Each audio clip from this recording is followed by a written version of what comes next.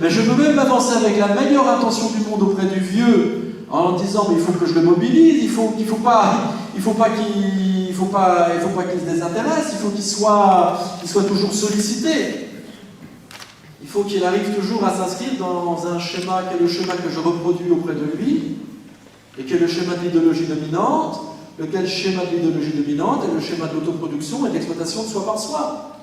Et moi, brave soignant, très sympa si tu veux, toujours à déconner avec les copains à la machine à café et tout, puis appelant les résidents en disant monsieur ou madame avant, en les vous voyant, trop le mec nickel si tu veux, tu vois. Rien à leur reprocher, chef de service, sauf que je suis traversé par cette idéologie dominante, et ce que je fais dans mon rapport avec le soigné, c'est quoi? C'est un rapport de mobilisation, c'est un rapport d'intéressement, c'est un rapport de fonctionnalisation.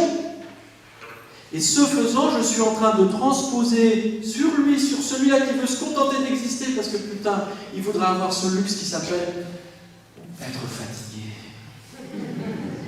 Il voudrait avoir ce luxe qui dirait « Oh, foutez-moi la paix. Je voudrais être pour une fois un peu bon à rien. Toute ma vie, j'ai été pressuré parce qu'il fallait que je sois utile et que je serve à quelque chose.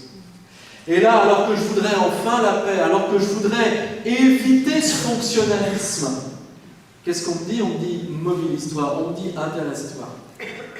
Peut-être que l'ultime stratégie pour contenir quelque chose qui s'appelle la liberté, pour se maintenir dans un état qui s'appelle enfin une existence reconquise, c'est celle qui vise à dire non, je veux plus produire quoi que ce soit.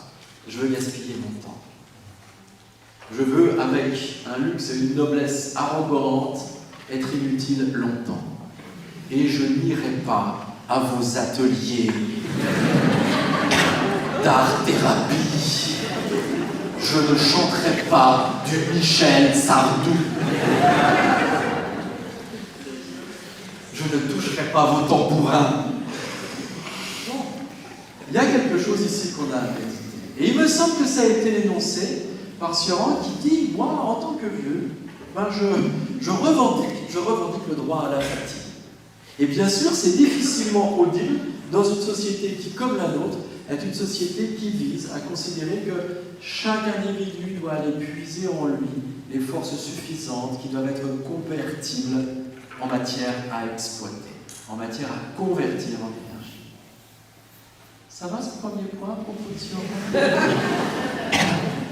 Donc vous comprenez pourquoi Sioran, dans le texte que je vous ai lu en introduction, il commence à avoir une dent contre la jeunesse. Et effectivement, il dit bien sûr, il faut exterminer les vieux, mais continue-t-il à une condition bien précise, et je vous l'ai rappelé en introduction, à la condition qu'on extermine ces vaches de jeunes qui me contraignent à l'activisme, j'ose même pas dire l'activité, mais qui me contraignent